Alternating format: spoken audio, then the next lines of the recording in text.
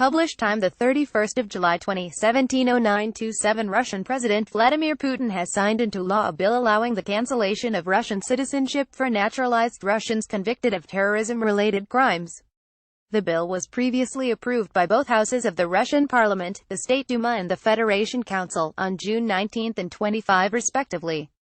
The legislation was put forward in April this year following a terrorist attack in the St. Petersburg metro, which left 14 people dead and dozens injured. The attack was carried out by a Kyrgyz-born naturalized Russian citizen. Read more. The new law was signed by Putin on Sunday and will come into force on September 1. It stipulates the deprivation of Russian citizenship if a person is found guilty of terrorism-related crimes, including an international terrorist act, calls for terrorism or the justification of it, and training, organization or participation in a terrorist group.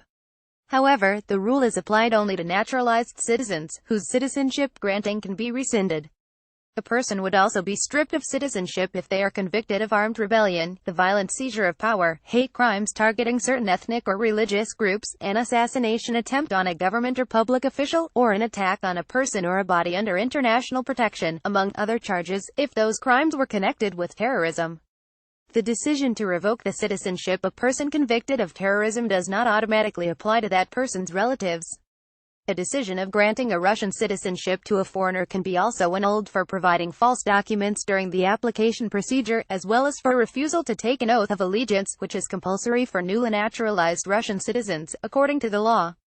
Read more. The law also obliges those hoping to become Russian citizens to refuse a citizenship of another country, if it does not have an agreement with Russia on dual citizenship. Ukrainians applying for citizenship are to submit a written statement confirming they would give up their Ukrainian citizenship.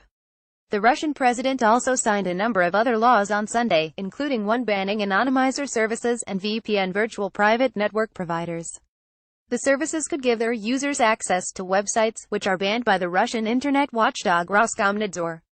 The Russian leader previously stated that while there is no censorship in the country, including in the internet, the digital sphere must obey Russian laws. Everything should be allowed that is not prohibited by law, Putin said, speaking with young people about the freedom of the internet during the TV program Grown Up Talk with Vladimir Putin on July 21. For example, distribution of drugs, propaganda of terrorism, and the so-called death groups urging the young to commit suicide and so on.